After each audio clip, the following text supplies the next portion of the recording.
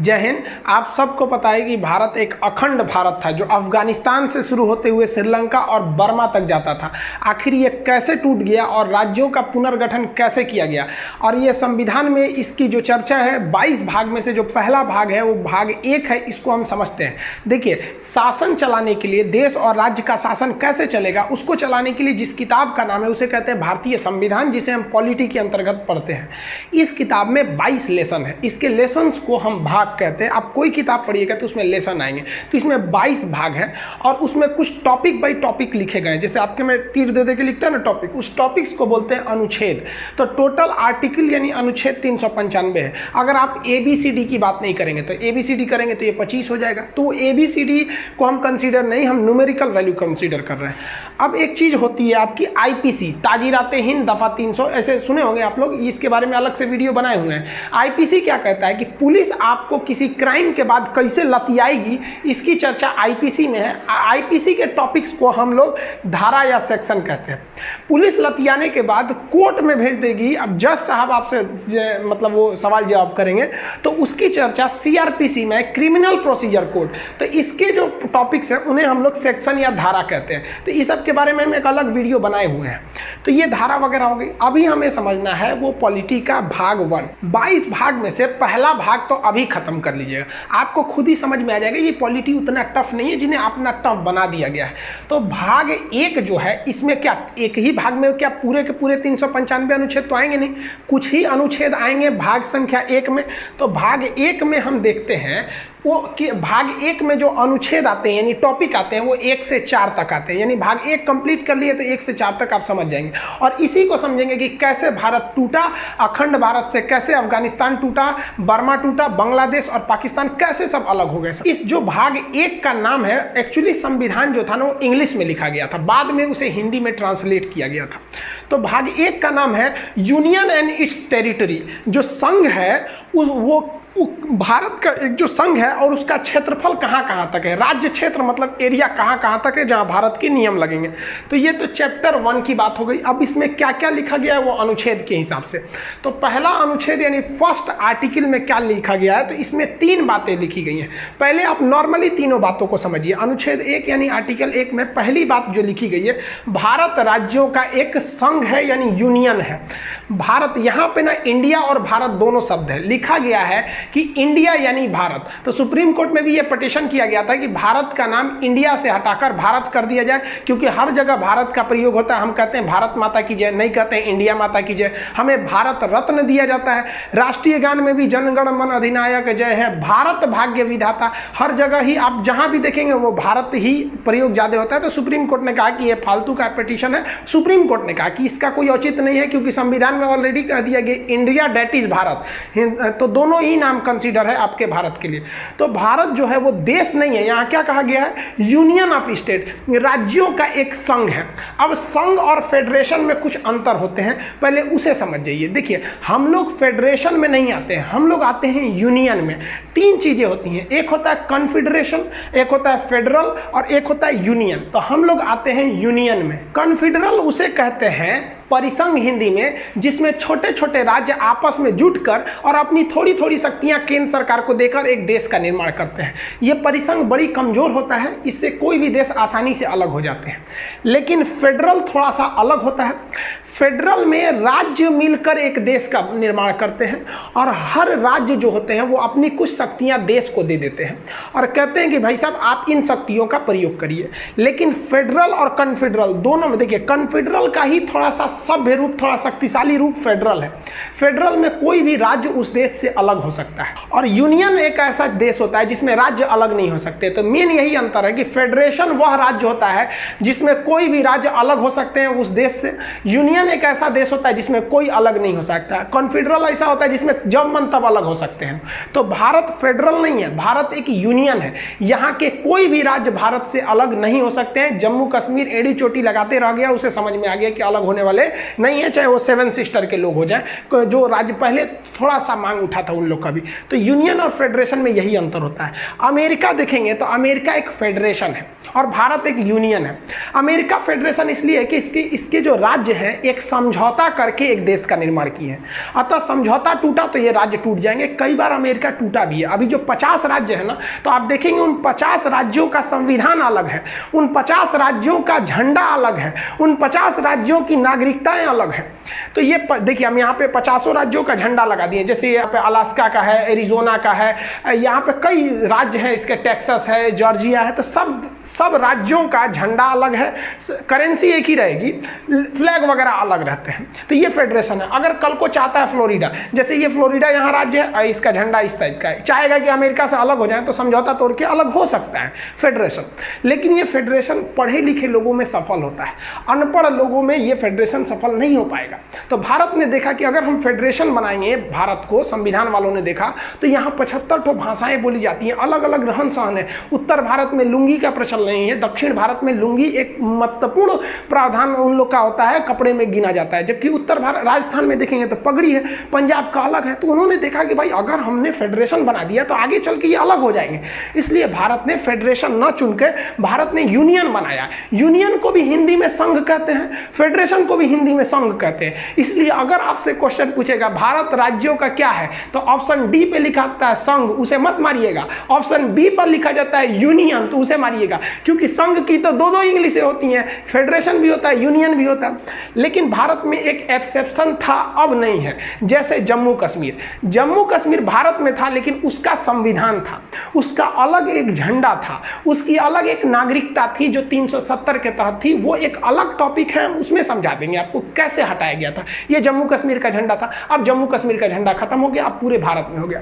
तो अब भारत पूर्णतः यूनियन हो चुका है, यहाँ के कोई राज्य अलग नहीं हो सकते, ये अलग हो सकते हैं। और ये शुरू में तो और कमजोर था यहाँ का नियम कानून, तो वो कॉन्फेडरल था। कॉन्फेडरल फेडरल से ही कमजोर होता है। आप एक ऐसे एग्जाम्पल में समझिए, हम एक दीवार बना रहे हैं, नॉर्मली ईंटा साज दिए, यहाँ कोई सीमेंट का प्रयोग नहीं किए, तो सबसे कमजोर दीवार होगी। जब मन तब कोई ईंटा खींच सकते हैं, यानी एक इसको देश समझिए तो ईंटे को राज्य समझिए, आराम से निकल जाएगा। तो ये कॉन्फेडरल है, परिसंघ है, ये सबसे कमजोर होता है। अभी ये दुनिया में कहीं नहीं देखने को मिलता है।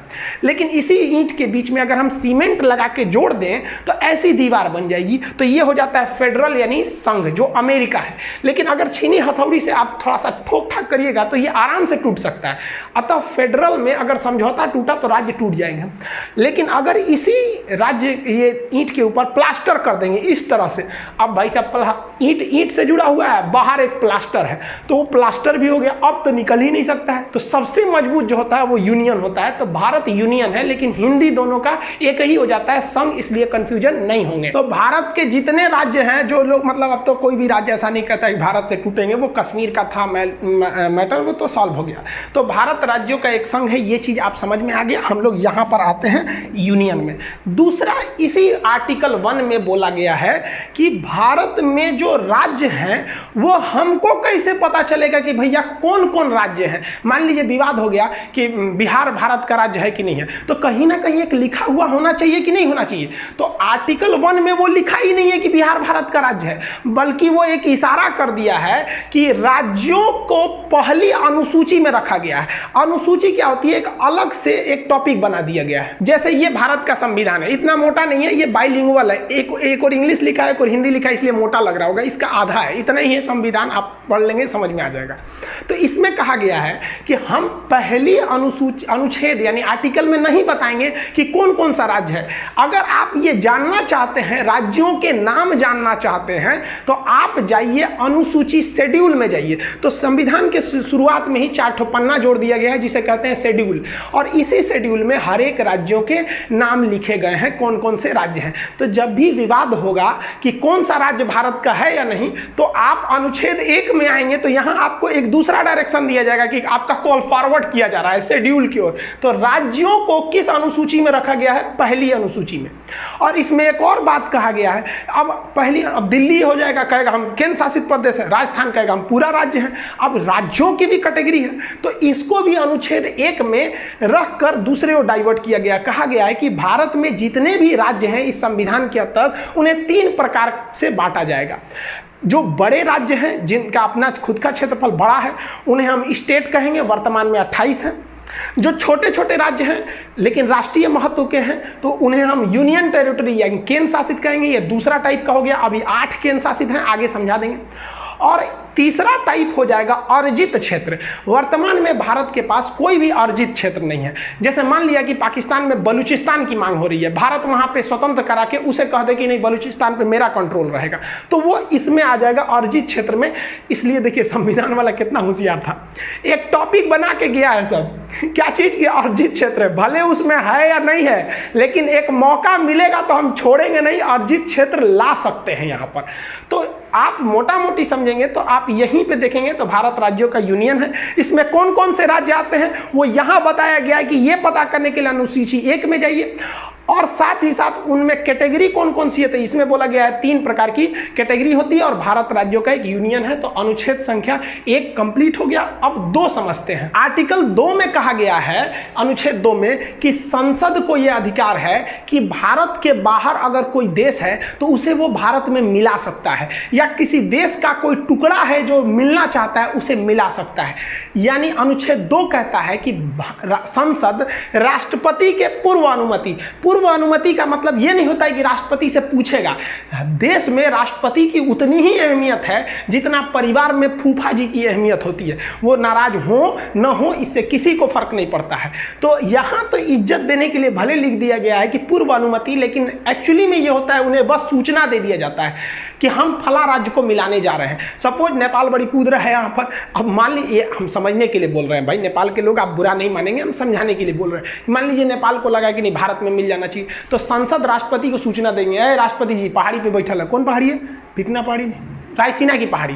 तो रायसीना की पहाड़ी पे उनको फोन कर देंगे, मोदी जी राष्ट्रपति साहब जा रहे हैं नेपाल को मिलाने, तो क्या करेंगे? हाँ ना कहिए नहीं सकते, ना कहेंगे तो उन पर महाभियोग लग जाएगा। राष्ट्रपति को प्यार से लतिया देना महाभियोग कहलाता है। अनुच्छेद 61 में ये बाद में बताएंगे। तो राष्ट्रपति को सूचना दे दिया जाता है कि हम जा रहे हैं करने के लिए, और उसके बाद संसद उसे आराम से मिला देती है। और ऐसा किया भी गया है। 16 मई 1975 को सिक्किम जो था, ये सिक्किम हम लोग का था ही नहीं, ये एक दूसरा देश था। सिक्किम स्वतंत्र था, इसके ऊपर था तिब्बत।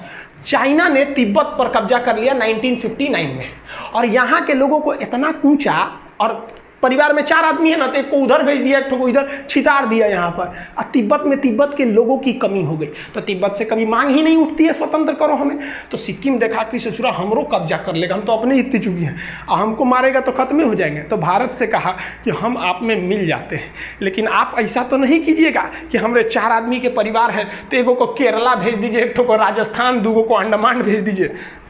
तो भारत ने कहा कि देखिए भाई, हम वसुधैव कुटुंबकम के रहने वाले, यदि आप हमारे में मिलेंगे तो आपको वो सारे अधिकार दिए जाएंगे जो भारत के अन्य जितने राज्य हैं उन्हें ये अधिकार प्राप्त हैं। तो इस प्रकार सिक्किम राजी हो गया। तो 16 मई 1975 को सिक्किम भारत का 22वां राज्य बन गया। समझ में आ गया कि नहीं आ गया? लेकिन सिक्किम डायरेक्ट नहीं बना था, सिक्किम उसके लिए कुछ काम किया था। पहले वो ट्राई किया था कि भारत में हमें रहना ठीक है कि नहीं। तो इसके लिए संविधान में 35वां संशोधन किया गया 1974 में, और सिक्किम को एक सह राज्य बनाया गया कि वो ना मेरा राज्य है ना पड़ोसी है, वो विदेशी है लेकिन हमारी तरह एकदम सह राज्य, मतलब एक साथ को स्टेट की तरह व्यवहार करेगा। और इसके लिए संविधान में एक स्पेशल अनुच्छेद जोड़ा गया था, अनुच्छेद 2 का A। लेकिन बाद में सिक्किम के लोगों को लगा कि नहीं, ये तो भारत एकदम हमारी तरह है। तो सिक्किम को अगला संशोधन करके 36वां संशोधन 1975 में करके सिक्किम को भारत का 22वां राज्य बना दिया गया। आज सिक्किम के लोगों, हम सब सिक्किम के लोग भी को पता है कि उनके साथ कोई भेदभाव नहीं किया जाता है। हम लोग भी जब इलाहाबाद में पढ़ते थे तो 1-2 दोस्त हम लोग के थे सिक्किम के, कोई भेदभाव नहीं किया जाता। वो लोग भी एकदम भारत को अपना समर्पित रहते हैं। ये भारत है, यहाँ जो आएगा वो इस जमीन को चूमेगा। जो यहाँ आया वो इस सौभाग्य हम लोग का जो इस पावन धरती पर हम लोगों ने जन्म लिया। तो सिक्किम भारत का 22वां राज्य बन गया। तो अनुच्छेद 2 क्या कह रहा है? विदेशी राज्य को भारत में मिला लो। अब अनुच्छेद 3 क्या कहता है? भाई, 1 तो कह दिया भारत राज्यों का यूनियन है, 2 कह दिया विदेशी को मिला लो। और अनुच्छेद 3 कहता है कि संसद वर्तमान में भारत में जितने राज्य हैं उनमें तोड़-फोड़ कर सकता है। यानी किसी राज्य का नाम बदल सकता है। कभी देखिए ना, कलिंग से हो गया उत्कल, उड़ीसा, ओडिशा, कई बार नाम चेंज होता हो जाते हैं, सबकी अक्सर नाम चेंज हो जाते हैं। उत्तर प्रदेश का पहला नाम था यूनाइटेड प्रोविजन, मध्य प्रदेश को सेंट्रल प्रोविजन। तो संसद किसी भी राज्यों के नाम बदल सकती है, उन्हें सीमा बदल सकती है, यानी यूपी से कुछ काट के मध्य प्रदेश को दे सकती है, बिहार से कुछ काट के बंगाल को दे सकती है। तो सीमा भी बदल सकती है, नाम भी बदल सकती है, और बिना उस राज्य के सहमति, तुम घुसियाए हो चाहे कुछ किए हो, इससे मतलब नहीं है। संसद केवल एक फॉर्मेलिटी निभा देती है कि राष्ट्रपति के पूर्व अनुमति से, राष्ट्रपति से कहती है सुनिए राष्ट्रपति साहब, आप राज्यवा को फोन कर दीजिए तो कि हम तोड़ा तोड़ने जा रहे हैं। याद करिए तेलंगाना के लोग, राष्ट्रपति ने आंध्र प्रदेश से कहा था कि हम आपको तोड़ना चाहते हैं तेलंगाना में 2 भाग में। आंध्र प्रदेश के लोगों ने, वहां की असेंबली ने इसका पूरा विरोध किया था। असेंबली से पास नहीं हुआ था कि हमें तोड़ा जाए, लेकिन 2014 में चूंकि इलेक्शन थे और डिमांड था वहां पर, तो इसलिए वो राज्य तुम जाओ उससे कोई मतलब नहीं है, ये यूनियन है, यूनियन में केंद्र को जा दे सकती है। और संसद ने साधारण बहुमत यानी 50% से पास कर दिया कि आंध्र प्रदेश को तोड़ा जाएगा। आंध्र प्रदेश टूट गया। तेलंगाना में आंध्र प्रदेश के लोग चिल्लाते रह गए, काहे तोड़ा, तेलंगाना टूट के अलग हो गया। तो अनुच्छेद 2 कहता है कि विदेशी को मिलाइए, और 3 कहता है जो मिलल है तो उन्हें को घोर घार के थूर थार के जैसे करना है करिए, बिना उस राज्य की अनुमति के। इसके कुछ छोटे छोटे एग्जाम्पल देखिए। मध्य प्रदेश से तोड़ दिया गया छत्तीसगढ़ को 1 नवंबर सन 2000 को, उत्तर प्रदेश से तोड़ दिया गया उत्तराखंड को 9 नवंबर सन 2000 को, और बिहार से तोड़ दिया गया झारखंड को सन 15 नवंबर सन 2000 को। और जम्मू कश्मीर के लोग चिल्ला रहे थे 370। अरे भाई साहब, आप पढ़े, क्लास काहे नहीं किए? असल में उस समय हम यूट्यूब पर क्लास नहीं लेते थे। अगर यूट्यूब पर क्लास लेते ना तो उन लोग को पता रहता कि भाई साहब इतना मत कूदो, क्योंकि अनुच्छेद 3 कहता है कि बिना राज्य की अनुमति है तुमको तोड़ देंगे। तो जम्मू कश्मीर के लोग जो कहते थे कि हम अपना देश बनाएंगे, अरे भाई साहब अब तो आप राज्य भी नहीं रहे, केंद्र शासित हो गए। यही हो गया भाई साहब। हिटलर ने भी क्या कहा था कि जनता को इतना न चूस दो कि जिंदा रहने को ही वो अपने लिए विकास समझे। बस यही हुआ। जम्मू कश्मीर के लोग कहते थे कि हम देश बनाएंगे, मोदी जी ने ऐसा में काम किया, उनको राज्य भी नहीं छोड़ा। तो आज लोग कहते हैं नहीं हम देश अब छोड़े, अब हमको कम से कम राज्य बना दीजिए। अरे बाप रे भाई, मैं मोदी बैठल है। जो व्यक्ति पत्नी से नहीं डरा ना, दुनिया में किसी से नहीं डरेगा। देखिए अब इसी में ना एक और विवाद चालू हुआ था, आपको पता होगा बेरूबरी यूनियन केस 1960 में क्या हुआ था। बेरूबरी पश्चिम बंगाल का एक गांव था, वहां से एक केस किया गया था भारत के ऊपर। क्या केस था तो देखिए इसकी शुरुआत कैसी हुई। ये भाई साहब सीरियल रेडक्लिफ, ये भारत के विभाजन करने आए थे। 2 दिन में भारत का विभाजन करके रख दिया ये आदमी। सोचिए, ये भारत को कभी जानता नहीं था कि यहाँ कई तरह की भाषाएं बोली जाती हैं, यहाँ कई धर्म रहते हैं, धर्म के नाम पर यहाँ कितनी लड़ाइयाँ लड़ी जाती हैं आज़ादी से पहले से लेकर आज तक में। ये आया टेबल पे भारत का नक्शा रखा और काटना चालू कर दिया। यहाँ से ले लिया, इसने कहा कि भाई साहब ये वाला रहेगा, ये इधर से, ये इधर पाकिस्तान, वो इधर खींच दिया, ये हो गया बांग्लादेश। इसी का नाम हो गया कि सीरियल रेडक्लिफ, जिसे आप शॉर्टकट में रेडक्लिफ लाइन कहते हैं। इसने कैसे किया तो नक्शा लिया भारत का, जितने इधर पुलिस स्टेशन थे ना, सारे पुलिस स्टेशन पर ऐसे डॉट डॉट बनाया, सबको खींच दिया। कहा कि लो इधर वाला पाकिस्तान, इधर तुम, इधर भी कहा अच्छा इसको भी बांटना है, पूर्वी पाकिस्तान को भी, कोई दिक्कत नहीं। सारा पुलिस स्टेशन को मिलाया, घचाक से 1 लाइन खींच दिया, हो गया। पता चला किसी का घर इंडिया में रह गया, खेत बांग्लादेश में चल गया। किसी का द्वारा इंडिया में है, आंगना चल गया बांग्लादेश में। अजब अजब कांड करके चल गया। अरे भाई इनका अपना रहता तब ना समझ में आता, यही कांड हो गया। इसमें सबसे फेमस हो गया बेरूबरी। बेरूबरी क्या था तो वो भारत में था, यहाँ बांग्लादेश में था, यहाँ पर भारत में। लेकिन इसको ना रियल में जाना चाहिए था बांग्लादेश में, क्योंकि यहाँ सारे लोग मुस्लिम थे, लगभग 90% से ज़्यादा लोग मुस्लिम थे। और बांग्लादेश में भी कुछ ऐसे जगह थे जहाँ पर 90% से ज़्यादा लोग हिंदू थे। इन्हें आना चाहिए हिंदुस्तान में और इस जमीन को जाना चाहिए बांग्लादेश में, ये होना चाहिए। तो भारत ने सोचा कि एक काम करते हैं, बदला बदली कर देते हैं। कहते हैं कि भाई वो मेरी ज़मीन है, तुम रख लो और वहाँ के लोग को यहाँ भेज दो। ये तुम्हारी ज़मीन है बांग्लादेश, इसे हम रख लेते हैं, यहाँ के लोगों को तुम रख लेते हो। तो कितना अच्छा था। लेकिन जब ये मामला गया तो सुप्रीम कोर्ट में नेहरू जी ने, उस समय नेहरू जी प्रधानमंत्री थे, उन्होंने सोचा कि आराम से करा लेंगे। खान सर तो बताइए किए हैं कि संसद कुछ भी कर सकती है, राज्यों के नाम परिवर्तन सीमा कर सकती है। लेकिन भाई साहब खान साहब से ज़्यादा होशियार है सब सुप्रीम कोर्ट का जज। सुप्रीम कोर्ट ने कहा कि ये नेहरू जी, ये जो नियमवा लग रहा है ना, ये केवल हिंदुस्तान पर लागू होता है कि आप एक राज्य को तोड़ के दूसरे को दे सकते हैं। आपका मन है तो आप पटना जिला को उठा के राजस्थान को दे दीजिए, आप आप अंदरे जितना खरमंडल मचाना है मचाइए, लेकिन ये अधिकार आपको कोई नहीं देता है यहां से अनुच्छेद 3 से कि आप भारत के किसी जमीन को विदेश को दे दीजिए। इसके लिए आपको संविधान में संशोधन करना पड़ेगा। तो नेहरू जी ने सोचा संविधान में संशोधन कर दे और इस मामला को सलटा दे, लेकिन भारत में बड़ी विरोध हो गया। सोचिए, नेहरू जी से एक समय से मामला अटकता हुआ अब बांग्लादेश और भारत के लोगों में बड़ा वो होने लगा कि भाई आप खुद सोचिए ना कि आप छोटे से एरिया में घिर के रह गए। नरेंद्र मोदी जी जब आए तब उन्होंने शेख हसीना से जाके ये समझौता करके संसद में पारित कराया।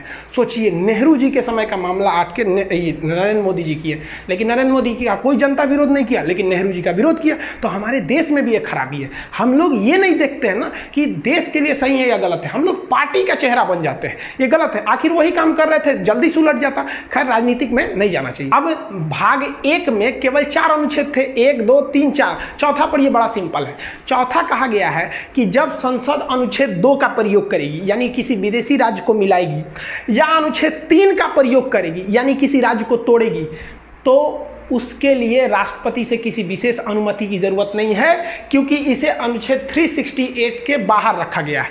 जिसे 368 में रख दिया जाता है उसमें राष्ट्रपति का साइन होना जरूरी है, लेकिन इन दोनों चीज को राष्ट्रपति का साइन की जरूरत नहीं है, क्योंकि पहले ही राष्ट्रपति को सूचना दे दिया जाता है कि हम विदेशी राज्य को मिलाने जा रहे हैं और या वर्तमान को तोड़ने जा रहे हैं। अब इस अनुच्छेद में कुछ छुपी हुई बातें क्या हैं, ध्यान से समझिए, जिसे हम रेड कलर से लिखें।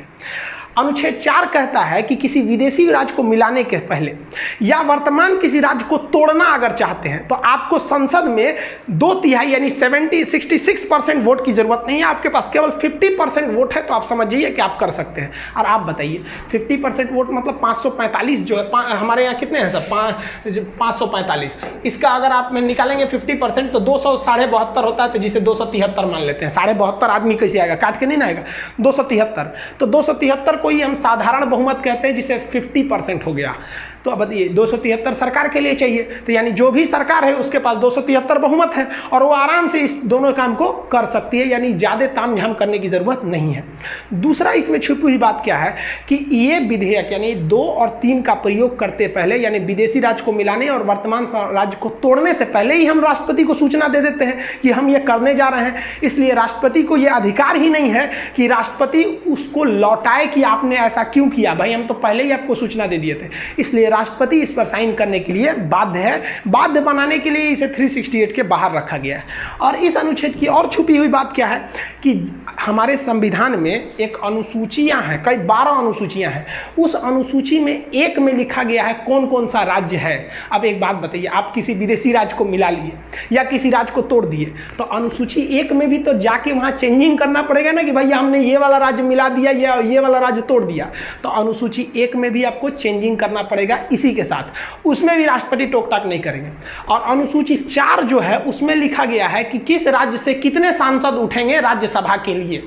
तो भाई आपने तोड़ दिया या मिला दिया तो जेन्युइन है, कुछ चेंज हो जाएगा। तो साथ ही साथ आपको अनुसूची 4 में भी चेंजिंग करना पड़ेगा और उसमें भी आपको कोई रोक टोक नहीं करेगा। ये संविधान का था आपका भाग संख्या 1। तो संविधान का भाग 1 अनुच्छेद 1 से 4 तक चालू होता है, जो कंप्लीट हो गया। 1 कहता है भारत राज्यों का यूनियन है, 2 कहता है विदेशी को मिलाओ। देखो संविधान वाला कितना होशियार था। पहले कहा कि विदेशी को मिला लो 2 में, और उसके बाद कहा अब मिल गया ना, अब जो वर्तमान में अब आ गया इसको कूच काच करके कुछ भी करते रहो, कोई दिक्कत नहीं है।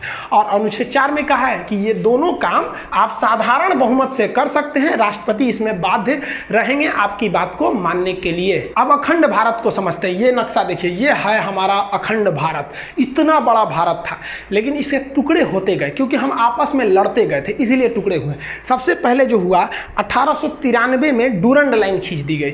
यहाँ पर इंडिया पाकिस्तान के बीच में अफगानिस्तान और पाकिस्तान तो उस समय भारत में ही था, यहाँ खींच दिया गया डूरंड लाइन। उस पार हो गया अफगानिस्तान, यानी अफगानिस्तान को अंग्रेजों ने साइड कर दिया क्योंकि वहाँ पहाड़ वगैरह ज़्यादा था, उतना उपयोगी नहीं था। तो ये हो गया डूरंड लाइन। ये वर्तमान में अलग करती है अफगानिस्तान और पाकिस्तान को। लेकिन जब ये खींचा गया था तो ये अफगानिस्तान और भारत की सीमा बनाती थी। एक डूरंड कप भी होता है, एक मैच जो फुटबॉल से संबंधित होता है, अक्सर क्वेश्चन पूछता है। तो ये अखंड भारत का पहला टुकड़ा। अखंड भारत का दूसरा टुकड़ा हो गया 1935 में। 1935 में यहाँ से म्यांमार जो उस समय उसका नाम था बर्मा था, ये अलग हो गया यहाँ से। और इस साइड से ये देखिए ये पाकिस्तान अलग हो गया। अब पाकिस्तान का विभाजन इस आधार पर हुआ था कि जिधर मुस्लिमों की संख्या ज़्यादा है उसे पाकिस्तान बना दिया जाए। तो इधर भी मुस्लिम ज़्यादा थे तो ये हो गया पश्चिमी पाकिस्तान और ये हो गया पूर्वी पाकिस्तान, जो आगे जाकर बांग्लादेश हो गया। इस पर एक अलग वीडियो बना दिए हैं, बांग्लादेश कैसे अलग हुआ था। अब बच गया हिंदुस्तान, इतना बढ़िया।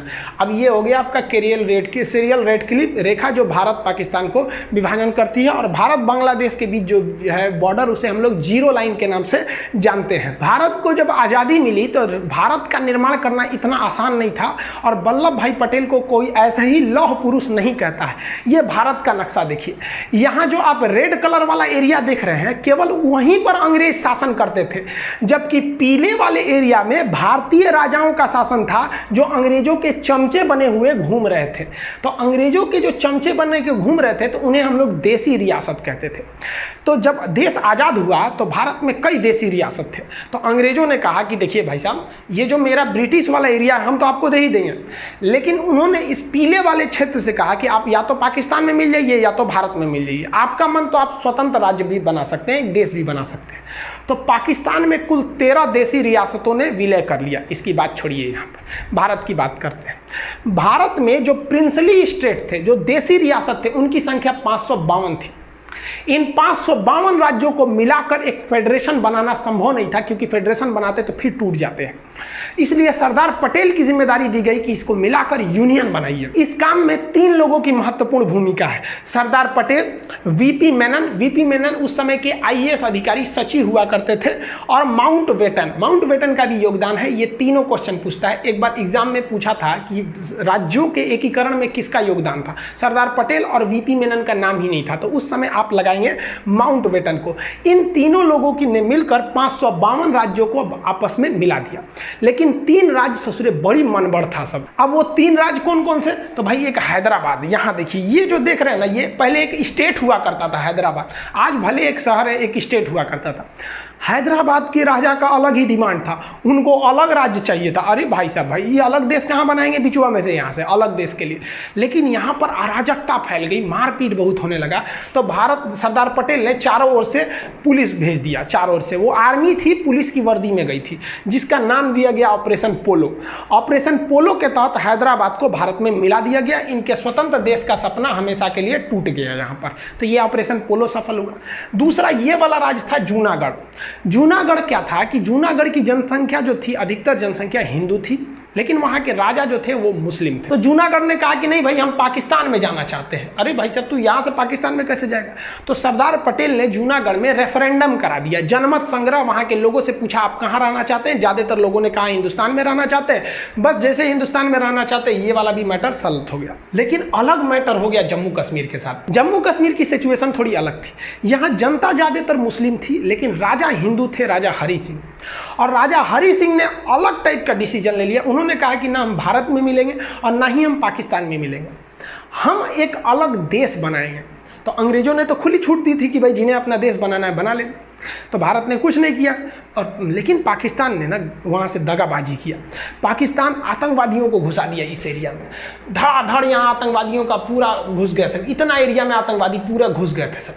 अब राजा हरि सिंह को लग गया कि अगर हम अपना देश बनाने के लिए चलेंगे ना तो मेरा परिवार भी नहीं बचेगा। तो भागे भागे आए नेहरू जी के पास, है नेहरू जी बचा लीजिए, हमको पाकिस्तान मार रहा है। तो नेहरू जी कहा हाँ एकदम बचा लेंगे हम। सरदार पटेल जी देखिए तो बचाइए इनको। तो सरदार पटेल कहे छोड़ दीजिए ओकरा, बड़का होशियार बनते थे, अलगे देश बनाएंगे, जो देश बनाओ, हमरा कौन चीज घटल है कि हम तोरा बचाने आएंगे, काहे लिए बचाएंगे। तो हरि सिंह ने कहा कि महाराज पटेल जी बचा लीजिए। तो सरदार पटेल ने कहा कि 21 शर्त पे बचीबो, पहले तुम साइन करो किस पर, एनेक्सेशन पर। तो उसने साइन किया इंस्ट्रूमेंटल ऑफ एक्सेशन, मतलब विलय पत्र पर साइन किया 26 अक्टूबर 1947 को कि हम अब भारत में मिल रहे हैं। तो सरदार पटेल ने कहा इन होशियारी हुआ, अब हम सेना भेजते हैं। तब यहाँ से भारत में सेना भेजा गया और भारत की सेना उनको खदेड़ दिया यहाँ पर। और भारतीय सेना उस समय बहुत ही बहादुरी से लड़ी थी, और वो क्योंकि अंग्रेज हमें अंधेरी गली के मुहाने पे छोड़ के चले गए थे और स्टार्टिंग में युद्ध झेलना पड़ गया था। और इस वक्त में नौशेरा में पाकिस्तानी फौज बहुत बहादुरी से लड़ रही थी, वो सब बहुत खतरनाक लड़ रहे थे। तो भारत के ब्रिगेडियर थे उस समय ब्रिगेडियर उस्मानी। ब्रिगेडियर उस्मानी ने कहा कि जब तक हम पाकिस्तानियों को खदेड़ नहीं देते तब तक हम जमीन पे सोएंगे, इसलिए उन्हें नौशेरा का शेर कहा जाता था।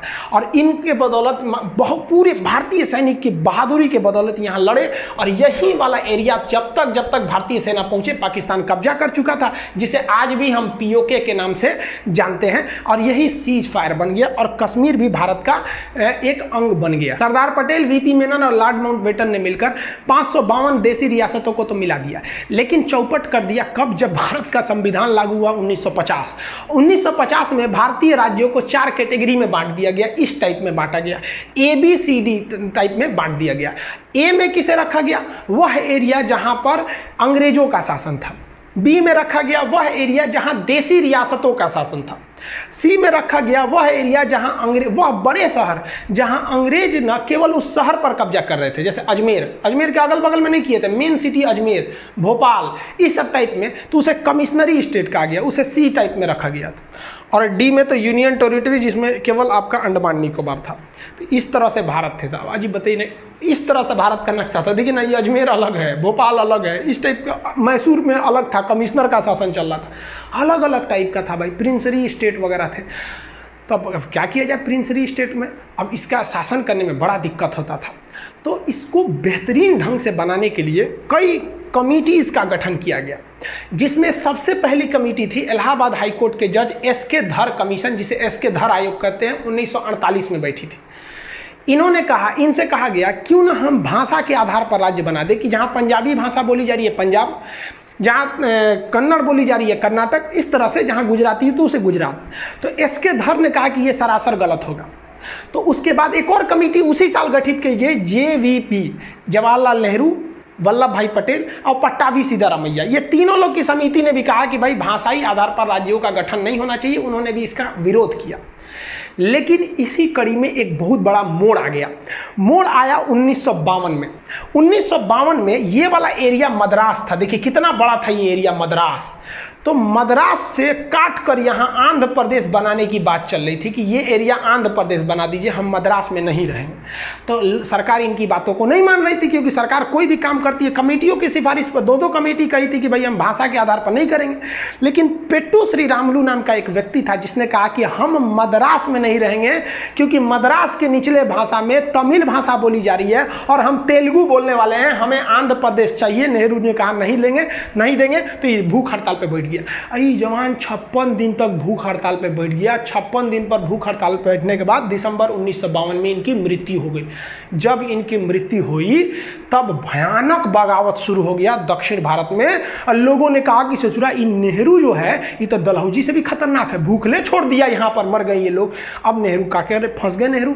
तो नेहरू जी को आनंद फानंद में जनता की बात मानने के लिए मजबूर होकर 1 अक्टूबर 1953 यानी अगले साल, नेहरू जी ने बहुत सोचा था कि इसको लेपापोती करके दबा दे, लेकिन दब नहीं पाया और आंदोलन बढ़ने लगा और लोग भूख हड़ताल पे बैठे। नेहरू कहा कि भाई साहब सब मरिए जाएगा तो हमारी कुर्सी चल जाएगी। तो 1 अक्टूबर 1953 को मजबूर होकर सरकार ने भाषा के आधार पर मद्रास को तोड़ दिया और कहा कि जो नीचे बोले जाएंगे तमिल वाले उनका हो जाएगा तमिलनाडु, जो मद्रास के ऊपर में तेलुगु बोलते हैं उनके लिए हो जाएगा आंध्र प्रदेश। उस समय आंध्र प्रदेश की राजधानी कुल्लूर बनाई गई थी। तो क्वेश्चन 2 पूछता है यहाँ पर, भाषाई आधार पर गठित होने वाला पहला आयोग कौन था? तो एस.के. धर आयोग 1948। हालांकि ये दोनों आयोग ने 1949 में रिपोर्ट दिया था। और भाषाई आधार पर गठित होने वाला पहला राज्य कौन सा था? तो पहला राज्य हो जाएगा आंध्र प्रदेश। जैसे ये राज्य बना, देहात में कहा जाता है छुए के छुअनी लाग गई, मतलब किसी चीज को टच कर दे तो आदमी परख जाता है। बाकी राज्यों ने देखा कि अरे भाई साहब हम भी भाषा के आधार पर राज्य बनेंगे। तो गुजरात वाला कह रहा है कि भाई साहब ये बंबई यहाँ से यहाँ तक है, ये हमारा अलग रहेगा, गुजरातियों के लिए गुजरात, मराठियों के लिए महाराष्ट्र। ले भाई साहब बवाल चालू, सबके लिए, सबको अलग अलग भाषा के लिए। सरकार पगला गई कि एगो को मनाने के चक्कर में गए ना, पूरे भारत में बवाल हो गया। इसलिए सरकार ने सोचा कि हम सुप्रीम कोर्ट से सलाह लेते हैं। तो सुप्रीम कोर्ट के जज थे खान बहादुर सर सईद फजल अली, जिन्हें हम लोग शॉर्टकट में फजल अली कहते हैं। तो सुप्रीम कोर्ट के जज फजल अली के नेतृत्व में एक आयोग का गठन किया गया और उन्हें कहा गया कि आप डिसीजन लीजिए कि देश का भविष्य किसमें ठीक है, भाषा के आधार पर किया जाए या क्षेत्र के आधार पर किया जाए। तो फजल अली आयोग में 3 सदस्य थे, एक फजल अली थे, 2 अन्य लोग थे। इसका गठन 1953 में हुआ था, लेकिन ये 2 साल बाद रिपोर्ट दिया था, 3 साल बाद 1956 में। याद रखिएगा, गठन 53, 56 पूछता है, ज़्यादातर रिपोर्ट पूछता है 1956 में। इसने कहा फजल अली आयोग ने कि भाषा के आधार पर राज्यों का गठन कर देना उचित है। गुजरात बोलने वाले गुजरातियों के लिए गुजरात दे दिए, मराठियों के लिए मराठ दे दिए। लेकिन ऐसा कानून नहीं होना चाहिए कि जिन्हें गुजराती नहीं आती है वो गुजरात में नहीं रह सकते हैं, जिन्हें मराठी नहीं आती है वो मराठ में नहीं रह सकते हैं। वो सबके लिए रहेगा, यानी कि एक राज्य एक भाषा वाला कानून नहीं होना चाहिए। जो आज महाराष्ट्र के कई लोग ऐसे न्यूज में आ जाता है कि भाई महाराष्ट्र में रहना है तो मराठी बोलना है। हालांकि हम ग्राउंड लेवल पे नहीं जानते, जो ऐसे न्यूज आते हैं उसे हम लोग आपको बता रहे हैं। ऐसा नहीं होना चाहिए, पूरे देश में ऐसा होता भी नहीं। आप दिल्ली जाइए तो हर जगह के लोग रहेंगे। तो फजल अली आयोग ने स्टेट रीऑर्गेनाइजेशन सेटलमेंट कर दिया, राज्य पुनर्गठन कर दिया, और इन्होंने कहा कि इसी आधार पर आप राज्यों को बांटिए भाषा के आधार पर। और इस आधार पर इन्होंने जो बांटा, तो इसकी बात को कोई क्यों मानेगा? फजल अली के बात को हम क्यों मान लें? हमें आज़ादी मिली है, हमने अपने सांसद चुने हैं, संसद में पारित कराइएगा तब ना मानेंगे। तो इसको लागू कराने के लिए संविधान में संशोधन की जरूरत पड़ी। तो 7वां संशोधन 1956 में किया गया और इसी संशोधन के द्वारा फजल अली आयोग की सिफारिशों को मान लिया गया। क्वेश्चन कहेगा फजल अली आयोग की सिफारिशों को मानने के लिए या राज्य पुनर्गठन करने के लिए कौन सा संशोधन किया गया? तो 7वां संशोधन। और इसके आधार पर भाषाई आधार पर राज्यों का गठन किया गया। उस समय 14 राज्य बनाए गए और 6 केंद्र शासित प्रदेश बनाए गए। हम ये बता देंगे कि 6 से केंद्र शासित प्रदेश क्यों बनाए जाते हैं, ये आगे टॉपिक है उसमें बताएंगे। तो ये भी याद रखिएगा, फजल अली आयोग के द्वारा 14 राज्य, 6 केंद्र शासित, यानी टोटल 20 बनाए गए। उस समय का ये नक्शा है 1956 का टोटल, ये इस हिसाब से। अभी भी गुजरात और महाराष्ट्र एक ही में थे, ये आगे जाकर फिर से अलग हुए। एक समस्या आई थी पंजाब के साथ। पंजाब बड़ा कॉम्प्लिकेटेड था, उसका पुराना नाम था Patiala and east Punjab state union, जिसे हम पेप्सू कहते हैं। इसको विभाजन करने के लिए ना क्या किया गया, एक आयोग का गठन किया गया, एक कमीशन का। उस कमीशन का नाम था शाह आयोग। शाह कमीशन ने 1966 में अपनी सिफारिश दी और कही कि इस पंजाब का विभाजन जरूरी है। इस पंजाब का वह एरिया जो पहाड़ी एरिया यानी हिमालय जहां है, उसे हम हिमाचल प्रदेश बना देते हैं। इस पंजाब का निचला भाग जहां पर हिंदी भाषा बोली जाती है, उस हिंदी भाषा वाले को हरियाणा बना देते हैं। और इस पंजाब का पश्चिमी भाग जहां पर मुख्य रूप से पंजाबी भाषा बोली जाती है, उसे हम पंजाब बना देते हैं। और पंजाब और हरियाणा के बीच एक कॉमन एरिया बना देते हैं जो दोनों की राजधानी रहेगी, जिस पर किसी का अधिकार नहीं रहेगा, उस पर राष्ट्रपति का अधिकार रहेगा, केंद्र शासित प्रदेश रहेगा, यूनियन टेरिटरी यानी यूटी बना दिया जाएगा, उसे चंडीगढ़ कह देंगे। तो जिसे आप पेप्सू देख रहे थे वो 4 भाग में टूट गया। तो पंजाब राज्य का पुनर्गठन किया गया था शाह आयोग के सिफारिश पर। इस प्रकार भारत का एक विशाल साम्राज्य जो अखंड भारत के नाम से जाना जाता था, वो सिमट कर इतने में रह गया जिसमें 28 राज्य बचे। पहले 29 राज्य थे, तो जम्मू कश्मीर से राज्य की दर्जा छीन ली गई, तो राज्य बच गए 28। 9 केंद्र शासित हो गए। पहले केंद्र शासित कितने थे? 7, लेकिन जम्मू अलग, लद्दाख अलग, 2 केंद्र शासित बन गए, तो 7 2 9 हो गए। लेकिन एक डिसीजन लिया गया कि दादरा नागर हवेली और दमन दीव, ये 2 अलग अलग हैं, इन्हें एक में केंद्र शासित बना दिया जाएगा। इस प्रकार केंद्र शासित की वर्तमान संख्या 8 हो गई है और स्टेट्स की संख्या अभी 28 है। आप जनरली थोड़ा सा समझिए केंद्र शासित क्यों बनाए जाते हैं। वैसा राज्य जो बहुत छोटा है और उसकी संस्कृति अलग है और उसे राष्ट्रीय हित में रखना है, वरना वो अलग भी हो सकते हैं, जैसे अंडमान निकोबार। आप बताइए, अगर यहाँ कोई मुख्यमंत्री का शासन दे देते हैं तो हो सकता है कि विदेशी शक्तियाँ, चाइना, इन्हें अपने प्रभाव में मिला के, और केंद्र सरकार को दिल्ली में जब तक पता चले यहाँ सेना बुला के इसे अलग कर सकती। इसलिए सरकार ने इसे केंद्र शासित बना दिया कि यहाँ मुख्यमंत्री रहेगा नहीं, सीधे यहाँ क्या हो रहा है ये दिल्ली डिसाइड करेगी। जैसे यहाँ लक्षद्वीप पाकिस्तान इधर से आके भी मिला सकता है, मुख्यमंत्री को पैसा वैसा दे देगा, कहे कि तुमको और कर देंगे, भाई कुछ भी हो सकता है। इसलिए कहा गया भाई साहब यहाँ तुम ताम झाम करबे नहीं करो, यहाँ का सारा डिसीजन दिल्ली लेगा। ऐसे ही पाकिस्तान यहाँ पे कर रहा था जम्मू कश्मीर में, मोदी जी ने कहा कि एक काम करे भाई, तुम राज्य रहबे नहीं करेगा, मुख्यमंत्री वगैरह नहीं रहोगे यहाँ पर। मुख्यमंत्री क्यों बनाए जाते हैं, वहाँ विधानसभा होती है।